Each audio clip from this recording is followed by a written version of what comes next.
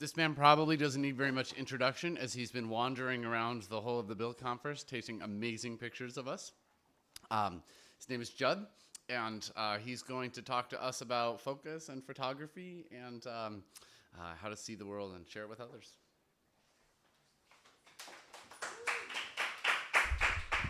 Well, thank you guys. I don't know if I believe in the concept of natural talent, but I do know that I don't have any.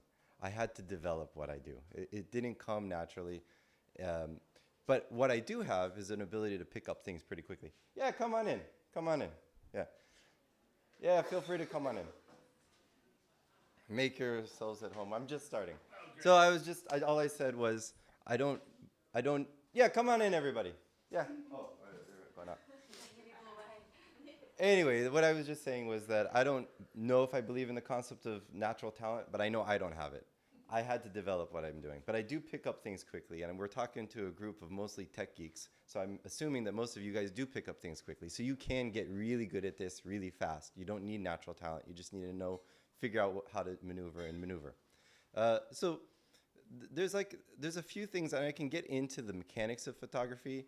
There's concepts, but just really quickly about mechanics that people should know is there's everything in photography. Ultimately, it comes down to light.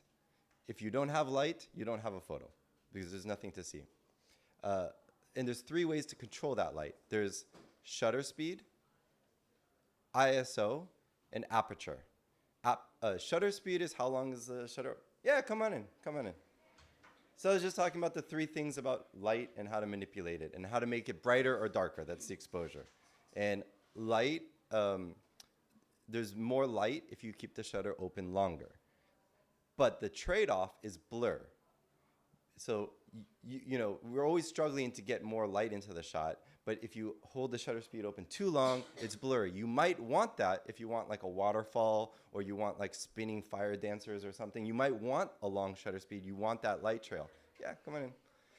But if you're trying to shoot a party and you're trying to like freeze motion, holding that shutter speed open is gonna like make useless shots, and therefore you lose that option to have a slow shutter speed. So there's another thing called ISO. ISO is the sensitivity, and it comes from the film days. They had 100 ISO film, 400 ISO film, 1600. The higher the ISO, the more sensitive it is. And back then you would have to click through 24 exposures or 36 exposures and then change the film roll to change the ISO. Now you can just do it with a touch of a button really quickly, bump the ISO up. ISO just stands for International Standards Organization. It's a standard of sensitivity. And the camera manufacturers are fighting for better ISO performance, meaning better sensitivity at better clarity at higher sensitivity levels. And the trade-off for bumping the sensitivity is grain or distortion, like those nasty color iPhone pics in the dark. They're all grainy and distorted. They look horrible. So what you want is better low light performance, or the better clarity at that sensitivity. And the way to think about sensitivity, it's like turning the volume up on your speakers. If you turn it too loud, it gets really distorted. Black and white distortion or black and white grain is acceptable. It's actually a little bit artistic, but there is nothing positive about color grain whatsoever. It's totally useless. There's no artistic point of that. I've noticed you shoot a lot of your portraits in black and white. So Is that the reason? That's one of the reasons. Okay. That's one of the reasons, yes. And there's several reasons why I get it. And I'll talk a little bit more on black and white in a sec. And then the third thing about exposure is aperture. Aperture is just the opening of the lens. And there's all these weird numbers about like f1.4 and f2.8 and like, to be honest with you, I think that the aperture values are so confusing because photographers like to keep it a close-knit community and they want it to be confusing. They don't want more people to get into this. It doesn't really need it. It's based on like a fraction. It's complicated. But the point is, the bigger the opening, the more light comes in. Come on in. The bigger the opening, the more light comes in. And so the trade-off, however, and I'm not going to get into the physics of it, but the more light that comes in, there's all these light rays coming in, and what it does is it makes the depth of field shallower and shallower. So so as you're opening that lens, what's in focus becomes smaller and smaller and becomes razor thin the way I shoot, because I shoot really wide aperture.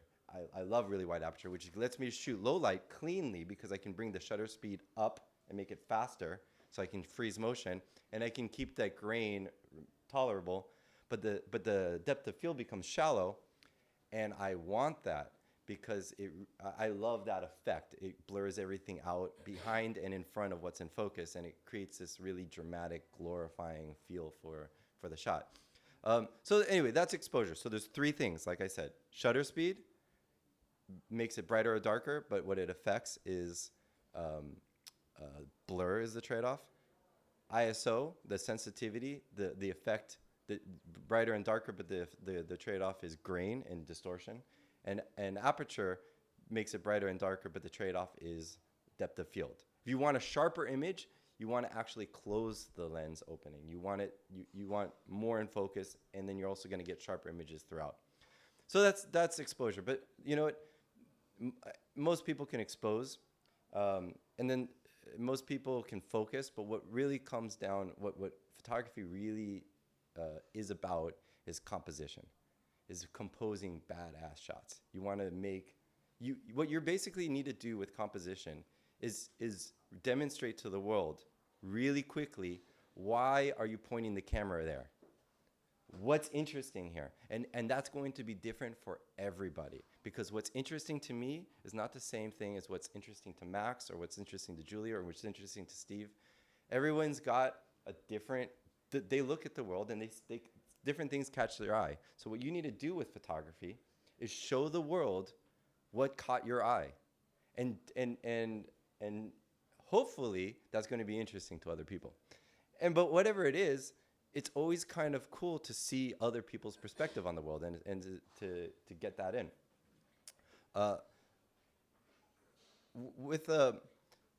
With photography, so everyone's going to have a different perspective.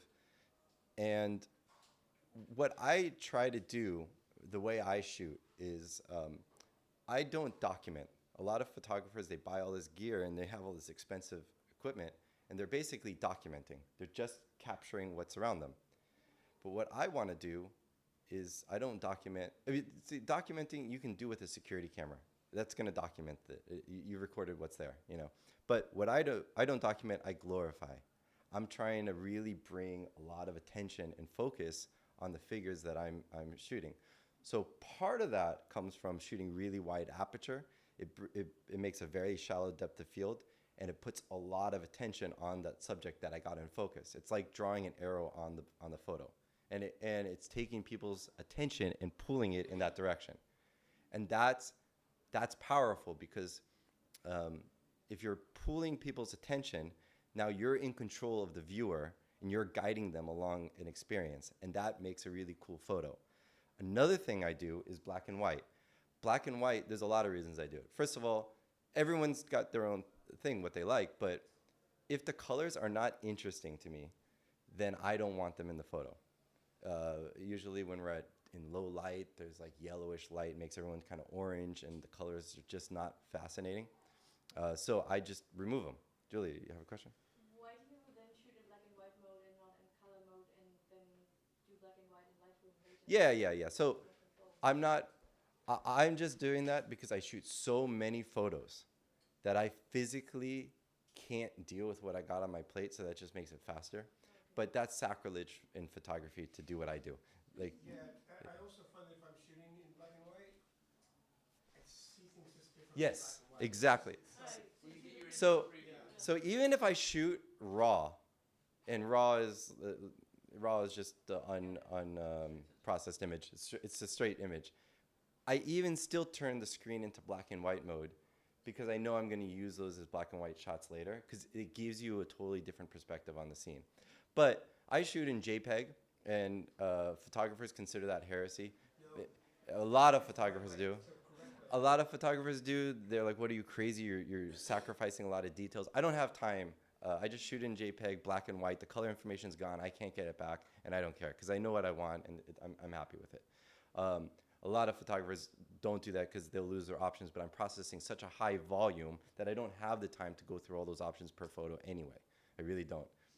I'm like 2 months behind on my backlog of photos as it is. Actually, people are waiting for photos from January of 2012 that I probably won't even get to. Like, there's photos from last several years that they'll probably just never see the light of day. I don't have time to get through everything. So that's another reason. But that's just practically. Artistically, black and white, the way I think about black and white photography, it's like a acoustic version of a loud rock song. You're just stripping away a lot of the elements, but you're getting to the heart of like the song. You're getting to the heart of the photo, the expressions, the lines, the shapes, the forms. And what it does, it's also about the human brain. Human brain, like when it sees something, it doesn't exactly know right away what to do with it. If you have a lot of colors and a lot of distracting details, you're pulling the brain in different directions. But if all of that is gone, then you're bringing more focus to the subject and it's glorifying them more. So it's making a more epic photo if that's what you want. But if the colors are phenomenal, it's a crime to shoot in black and white. So it really depends on what you want out of that photo and what you want out of that scene. I just try to figure out the best thing I can do with the scene. The best way to think about black and white to me is like, I like to talk about Yogurtland. Yogurtland, they give you a big cup and you can do whatever you want. And you know, maybe pistachio yogurt is good, and maybe coffee yogurt is good, and maybe peppermint yogurt might be good. But that shit is nasty when it's melted together with chocolate and candies all over it, and like it's disgusting. And you know what? I'm ashamed to admit that I know exactly how that tastes, because I lacked the discipline of focus with my Yogurtland cup. I just wanted to try all the different things. I should have got separate cups, but but it started melting together. It's disgusting. Every element that you add pulls away focus. And so maybe you should turn it loud and just play a loud rock song. And that's cool. You want the focus on the aggression and the insanity and the chaos. But maybe you don't want that focus there. Maybe you want to focus on certain elements. Hey, Chris. So I just, I haven't seen it, makes it easier. But I just pull away the elements that I don't feel are adding too much to the photo. And so that's the concept of black and white. There's many reasons. Also, ISO sensitivity is better. Like grainy images in black and white are artsy. Grainy images in color are just nasty. Nothing positive. Plus, the processing, it's so much faster for me to edit and process all these black and white photos than color photos. But instinctively, whenever I go indoors, I turn it to black and white. When I see like a lush green scene or like a pool party, I love colors. Like Ephemeral, I shot in color. It was beautiful colors. It would be a crime. You should go to jail for if I shot that in black and white. It would be so wrong. But so I love those colors. So I think, yeah, we got like a few more minutes.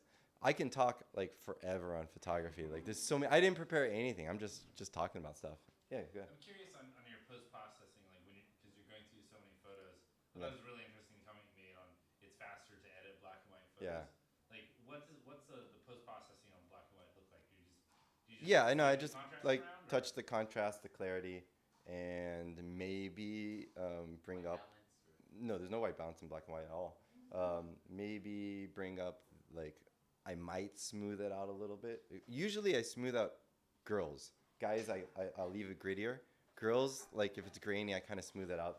If I don't do it, they're gonna download that photo and smooth it out themselves. So that always happens. And smooth it out, you just do like reduce noise? Huh? Yeah, smoothing out means reducing the grain and noise in the image, distortion, whatever you want to call it.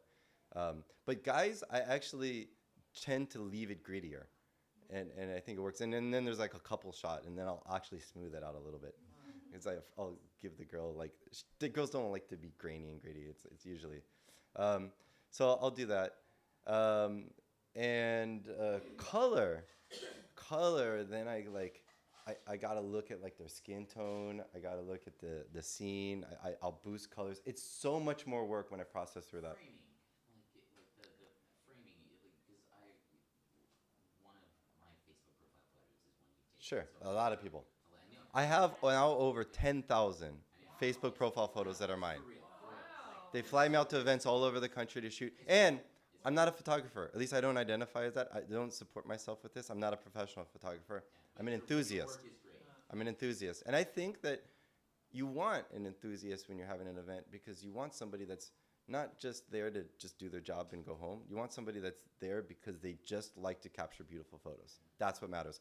But I'll get into framing it. Hold the question 1 second. About framing. 5 seconds to make better photos for the rest of your life, even with a point and shoot, whatever you're shooting with. Fill the frame with the subject. So the way to think about that is you got your screen, glue wood around the screen, and don't click the shutter unless you would frame it. Fill that frame, that picture frame, with the subject. They don't need it. Like sometimes I'm looking at the ceiling in somebody's shots and the like top of their head. I'm like, is this an architectural photo? Why am I looking at the ceiling? You're not giving attention to your subject. Fill that frame with the subject. But maybe what I want are those rafters up there in the frame. And so that becomes the subject. It's not the main subject. It's not the main subject, but frame your shot. It's not hard. It's really simple. Good. Many years ago, I went to a photography show by a photographer called David Bailey. Yeah. And it didn't have any information about his pictures. So at the end, there was this handwritten note, like stapled to the wall, and it just said, "I never crop my pictures. I always print fill frame." And I thought about that. I'm like, bam. Yeah. He framed it in the camera. Yeah, I went straight back to my darkroom and I took a file and I filed the edge of the negative carrier. That's film, Josh.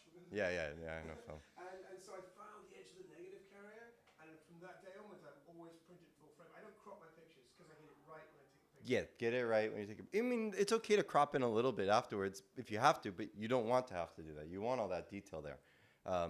So that's about framing. You had a question? Yeah, I had a comment. I wonder if this might make you experience some psychological visibility. That I've been curious about about photography in general, and something I noticed being someone who's technical and abstract minded like I am, Yeah.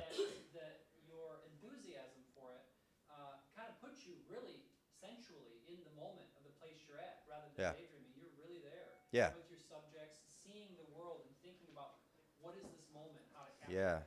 That's So, really- so there's like the big rule about photography is actually just push yourself. Push yourself. Try to get the best possible photo from this scene. Try how you're going to capture this as beautifully as possible. You're never as seen as intrusive when you're trying to capture a beautiful moment, even as a Well, photographer. I'm extremely intrusive. So there is. But you're not seen as it. But- Your work but- ends up being like, oh, So I like here's this my picture, talk right? on that because I'm like I might be. I think pretty much all photographers are assholes, and I'm one of the biggest. But I'm a really kind asshole. I'm an asshole bringing gifts, and therefore you can be an asshole, because I would never push people so hard because I push people very hard, and I would never push people that hard if I wasn't absolutely certain they're going to be grateful that I just did that. If I felt for a second that they're going to be upset after I push them, I could never do that. It's not even within me to do something like that. But I push people so hard because they're in their own way. And I'm about to give them a really nice gift, and they're blocking themselves. So I'm being more of a friend to them than they are right now. And I have to be an asshole to get past their own boundaries and give them something nice. So that's in my opinion, that's okay. You'll thank me later. You know, and like they're like, oh, I'm so uncomfortable, like please. And I'm like, listen, two things. One, I don't give a shit, and two, you're welcome. Look at me, chin down, eyes in the lens, and I just like okay, they're like they don't know what to say. I do this all the time, especially with nerds. I'm shooting nerds at conferences who hate their photos of themselves. They don't need more bad photos of themselves in the world, and they don't know me, and I just like take control of the situation, tell them what to do, and don't let them like block themselves from getting something beautiful that they are going to use for everything. Because if you go to like a headshot photographer, you pay $300, $500 for a headshot photo. It's not as cool actually because you're like in a big shoebox that's controlled for lighting, but it's not as cool. It's not in the setting. It's not with your friends. It's not a moment that's like actually like a memory. It's something you got to drive to, put on like clothes and makeup and all this shit. And now I'm just going through really quickly and giving them something more powerful that they're using for like everything really quickly. Yeah, go ahead. I was watching you shoot, and the thing that I heard you say the most was chin down. Yeah, oh yeah. What does that do? And what are the other common things that people people fuck up when they. Okay, so I know, I'm trying to. so I say chin down because yeah, people go like this. There's two things that there's several things. First of all, when I say chin down, I'm not talking about the chin. I don't give a shit about the chin. I'm talking about their eyes. But I want stronger focus from them. But I can't tell them, give me a stronger focus. I just say chin down. Now, if you go too much, it's sinister, you know? But if you do this, it's weak. So I want a stronger look out of them. I want them to like give me more of a presence. But I can't explain that. So I just say chin down. Sometimes, actually now I'm shooting so many people. Like I'm at a conference and there's thousands, and I'm already thinking about the next person while I'm shooting this person. So I don't even tell them. I just move them. You've seen me. I grab people, move them like that. Because if I tell them what to do, it's going to take me like a minute. So I just grab them, move them, tell them chin down, look at me. And I'm very fast about getting them into a position that's strong and captures them in a flattering way. But there's two things that people do instinctively that are really bad in photos, and it's very common. It's one, they do deer in the headlights. That's bad. And also, and they combine it with the other really terrible sin, which is pull their chin in. Horrible photos. I'm not gonna click the shutter. Like that's not gonna ever be printed in a frame. I'm never gonna click that shutter. So, yeah, a head tilt. Like, yeah, I mean, I could capture you that way, but I don't think you're gonna like it. I'm not going to do it. So, the thing is, you want a jawline. So what I often do is I tell people, that's why I position them with their shoulder like kind of towards me a little bit, and I tell them turn your chin towards me, because the flat is okay sometimes, but this gives more of a jawline, and you want more of a jawline. It's a bit stronger. So that's why I'm just basically pulling the skin on their neck. Nobody knows what I'm doing. I'm just telling them to do. But what I'm really doing is pulling the skin back on their neck, showing more of a jawline, and I have a stronger pose. Like it's like that instead of just like this, you know? Also, they can never, when you say chin down, they do this sometimes. I tell them like a turtle, out and down. I know it feels awkward, but it'll look fine in the photo. Like, just like out and down. You need that jawline. So never in, never, ever, ever. And then also, so that deer in the headlights thing, I tell people just relax your eyebrows. Because they'll do it. They'll like, oh, I didn't realize I was even tensing. They're not aware of what they're doing. I'll look at all the little details, relax your eyebrows, chin down, turn your head to the side. What I'm doing is I'm pulling your skin back, I'm giving you stronger focus, I'm making you not look like a deer in the headlights. And like, sometimes they just do, or something like that, like nerds. They do that all the time. And I just put the camera down, knock that shit off. Julia. What do you think most photographers are wrong about? Look, I don't like to tell people, all I can do is teach my style. I've never taken a class on photography, and I'm really glad I didn't, because I developed a style my way. And part of why I'm grateful that I didn't take a class is because I learned on newer technology. I'm relatively new to photography. I only got a decent camera, which was a mirrorless camera, which was the first Sony NEX that came out in 2010, in later 2010. So I'm relatively new in the field. And I feel like I've like blasted really fast. And the reason why I've gone so fast is because I'm so OCD. I'm like OCD to the max. I see something, I want to do it, and I just keep doing it. Like, it's not about who's going to ask Judd to do that. It's like, who's going to stop him, because I'm just going to keep moving.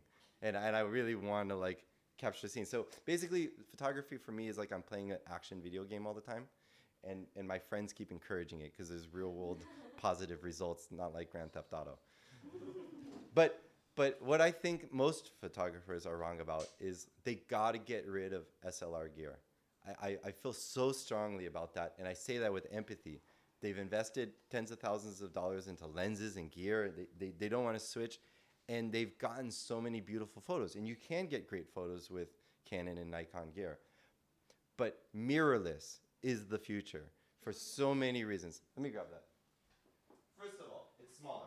So my coat is my camera bag. That's a big deal. The SLR gear you're not going to bring with you. The most I mean, camera I and mean, one you can use. yeah. So this is not a small mirrorless, but it's still smaller that I can fit this in my coat pocket, but I cannot fit an SLR camera in my coat pocket. And I'll just say that in the last couple of days, I used that camera, and I'm a convert. I will dump this camera, and I will use that camera. But there's several reasons why it's better. SLR, this is a really important point about photography. An SLR, you're looking through an optical viewfinder with your naked eye, bouncing through a mirror, and then through the lens itself with your naked eye.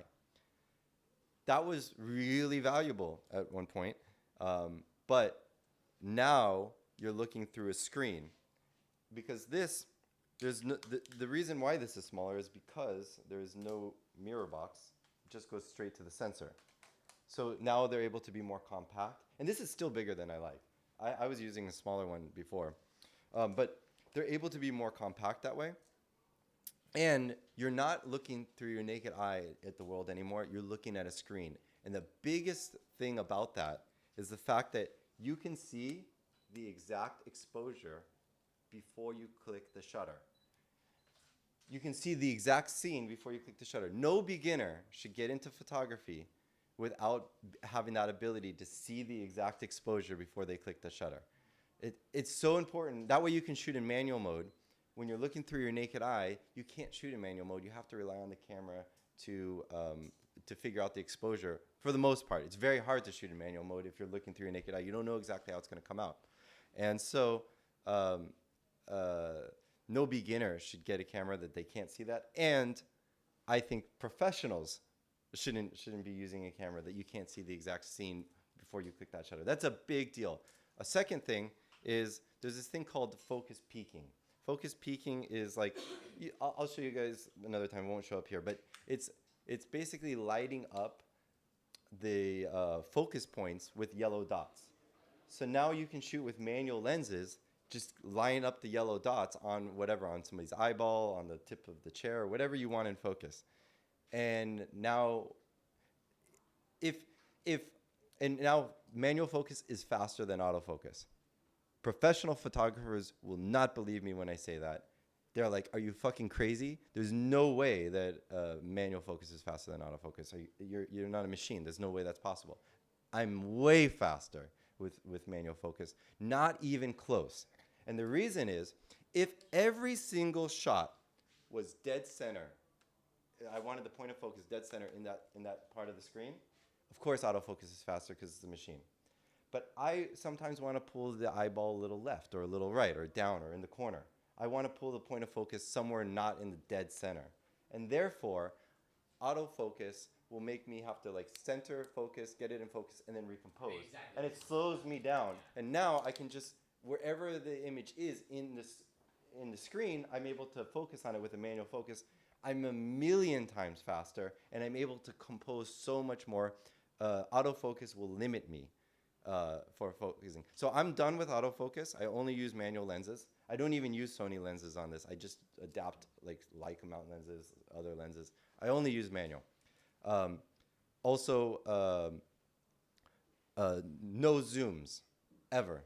Zooms are versatile. They're convenient, but they're sacrificing quality because you have moving optics. You can't get the crazy wide aperture shots that I have. There has to be some sacrifice. So zooms are about convenience, but they're not about the ultimate quality. You can get high quality sharp zooms, and they have their use. But even then, I would still shoot with a prime. Prime fixed lenses are interchangeable words. Prime lenses, fixed lenses. Prime lenses allow you to get higher quality, and that's why I'm shooting, because I want higher quality. Convenience, screw it. You zoom with your feet. You move back or forward to get your shot. No zoom. I'm just teaching you the Judd Weiss School of Photography. So this is, a lot of photographers are different. The photographer has taught me, like, you take photos with your feet, not with a zoom. Yes. So you want the highest quality. You get a good quality fixed focal length lenses. They're not versatile. They're not convenient, but they're beautiful. And that's what matters. You want beautiful photos. So you zoom with your feet. You're done with autofocus.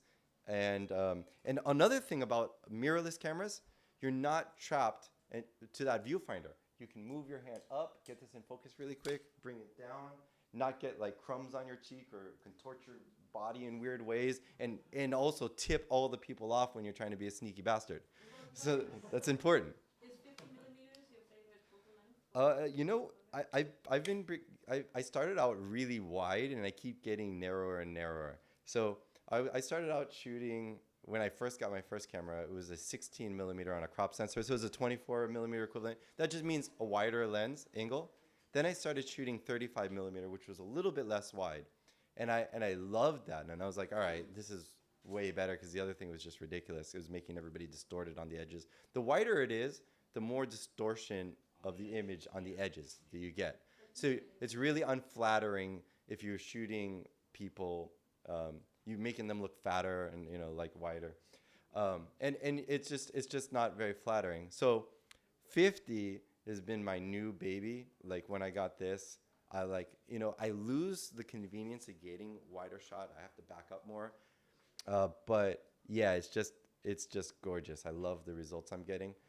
The wider angle is like a 35 millimeter, as opposed to 50 is a little bit more, has more reach. But the thing is, 35 is more social. So in social settings, I don't need to like constantly back up all the time. I can stay a little bit closer. That's nice. So I think of it that way because I shoot events. There's so many different types of photographies. There's so many, from macro photography, astrophotography, like sports photography. They're very different, and they have different needs. And yes, I would probably use a zoom if I was shooting far away on a sports photography. I would try to do it with like a fixed long focal length and get like the baseball bat or something. But you might have no choice because you can't get on the field, you know. So you have to be a certain distance from the snowboarders, you know, like stuff like that. You can't just run up to them. So you might have to get that convenience in there, and a lot of sports photographers do. But I mean, I can just keep talking. I think I went over, but does anybody else have any other questions? I would just like to say that as a professional photographer, that's the most information you're ever going to hear about photography in 15 minutes. That's right. I totally agree with everything. Oh, cool, man. Well, I never took a professional photography class. So what I want you guys to do is get a decent camera. The cheapest way for you guys to get into this is get a used, or just like even the entry level Sony small mirrorless NEX, like what she's holding right there. That's what I was using before for most of my shots. You can get one like that for like $300 or $400. You don't. She's got the zoom lens. The thing is, you can't do low light with that. Those zoom lenses are just going to be useless for the type of photos that I want to get. The cheapest, there's this really cool wide aperture lens for a crop sensor like that. That's like $500. You can email me and I'll tell you what it is.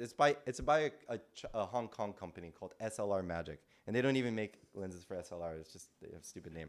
But SLR Magic 35 millimeter 1.4 is $500. It's the cheapest way to get into this really high quality wide aperture photography. I'm shooting with a $1,000 lens, and I have lenses that are like $1,300 and stuff. But $500 for the lens, and the lenses last a lot longer than the camera. You just keep using that lens on different cameras while you upgrade the bodies over time. The lenses are more important than the cameras. That's a very important point. But $300-400 on the camera, $500 on the lens, that'll get you into beautiful photos.